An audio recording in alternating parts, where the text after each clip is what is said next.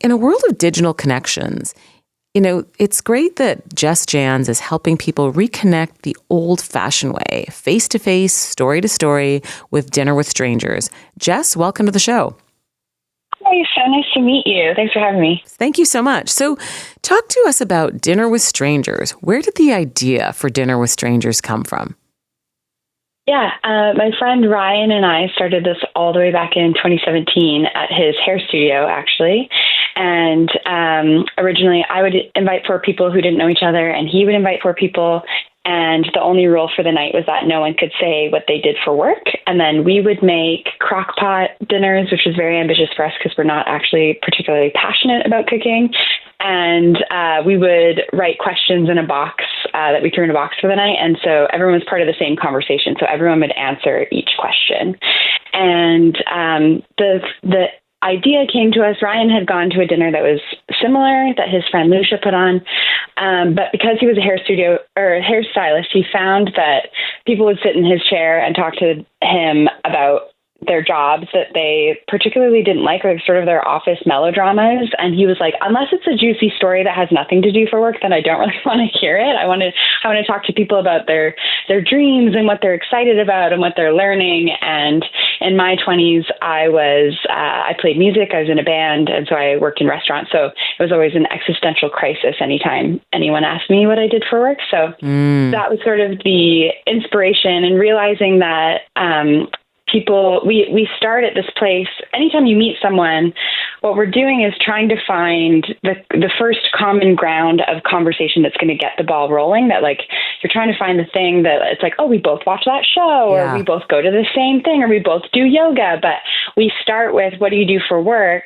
Which is genuinely rooted in trying to get to know just sort of like the basic facts about someone. But there's not really very much we can do with that unless we happen to know a lot about their job, or they have an interesting job that sparks our curiosity. And so it's actually not, it's not a curious place to start generally. And we found really quickly that by eliminating that, everyone got to show up as humans instead. So whether you have a lot of like angst about what your job title says about you, or your job is very serious and people make assumptions about who you are based on that, that it leveled the playing field. And by kind of prompting these deeper questions or thought-provoking questions over the course of a few hours, we were able to hear beautiful stories and inspiring stories, hilarious stories have come up. It's not just all about like, tell us your deep, dark secrets or anything, but it felt genuine and real. And it's snowballed from there. Interesting. It's funny because I'm the complete opposite in that I totally want to know what people do for a living. My day job happens to be, I'm a real estate agent. So I'm just curious. I want to know what people do so that I can start talking about that. But, I get that some people don't like that question. And I think I've heard from people that question varies depending on what part of the world you're in. So I've heard that, for example, if you're going out for dinner on the West Coast, they might not even ask you about work, or if you're in Europe. But here in Toronto, it's very much work-related society. So I think that's really interesting about the work thing. Do you ever find that people are sort of a little bit awkward at the beginning when they show up and they're kind of like out of place, I don't know what to do? Definitely. Which is funny because now it's developed as now a business, and I've had dinner with over 1,000 strangers. I'm almost at 60 dinners, and it's turned into this whole big thing. And so people opt in now. They buy their tickets. They know what they're coming to. They're aware of sort of the air quotes rules or whatever. And even then, it's like I stand at the front of the event space, and it's like everyone has the same look on their face. It's sort of, they're excited, they're nervous, they lock eyes with me because I'm the only face that they recognize if they've like seen me on social media or whatever. And everyone kind of has that look of like, what did I do? But I make like question cards for the beginning and hand them a thing. And like, it's like, okay, you can't talk about work, but here's a sort of an icebreaker question that will get the conversation going. So there's always a moment where the room settles and everyone kind of exhales. And sometimes that's 5 minutes in. depending on if there's like an emotional support extrovert in the room who's really great who's like, I'm so excited and curious or whatever. So I'm always really excited when that person shows up for all of us closeted or not closeted introverts. But yeah, there is always a moment where the room settles, and sometimes it's really quickly. Sometimes it takes 20 minutes or 40 minutes sometimes, but there's always a moment where I go, okay, everyone has we've found our groove as a group, and that varies. I have so many questions still. So how much does it cost, and how often do you do these? So last year I was doing them twice a month, and that was a really crazy cadence. And now this year, well, I got a book deal in October, so I've been on a bit of a writing sabbatical, but I'm finished that. So we have our next one in May, and I'll be doing about 8 in Toronto a year. The tickets for the dinner are $190, and you get a 4-course meal from a private chef. We're in an event space. Wine and cocktails or mocktails are included in that, dessert, and the experience, of course.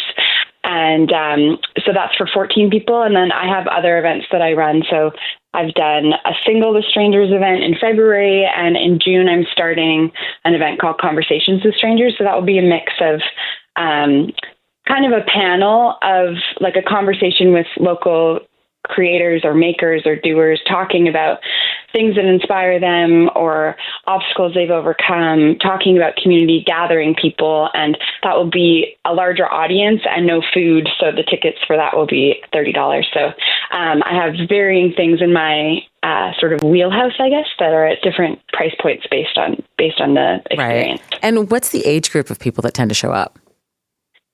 I would say like the bell curve is between like anywhere late 20s to mid 50s. But there have been people who are in their early 20s. There was this woman, Gabrielle, came and she was 72. Like there's people who come in their 60s and 70s, and Gabrielle's story was really, can I tell you a little bit about her? Yeah, we've got 30 seconds though. Okay. Well, at 71, she talked about like her dream was that she wanted to be an actor. And at 71, she never pursued it. She was the youngest child in her family. And in her 70s, she finally went to acting school and became a voice actor. And so her dream came alive not until her 70s. And so that was such a beautiful, beautiful moment. That's awesome. Thank you so much for telling us about this. It's very interesting. We'll have to look it up. Where can people go to sign up about these events? What's your website? Yeah, my website is with-strangers.co, and my Instagram is withstrangersco or at Jess Janz. Beautiful. Thank you so much for joining us, Jess. It's been great chatting with you. Thanks for having me. Great. Thanks a lot. That was Jess Janz, who facilitates and is the founder of Dinner with Strangers, dinner with a bunch of people, and you can't ask each other what you do for a living. Oh, that would be terrible for me. But anyways, I think that it sounds like a great concept, and maybe I might go, although those dinners are expensive. But she's got lots of ranges of things that people can do so that you don't have to fork out the $195 for the dinner. You can do something else that doesn't require food.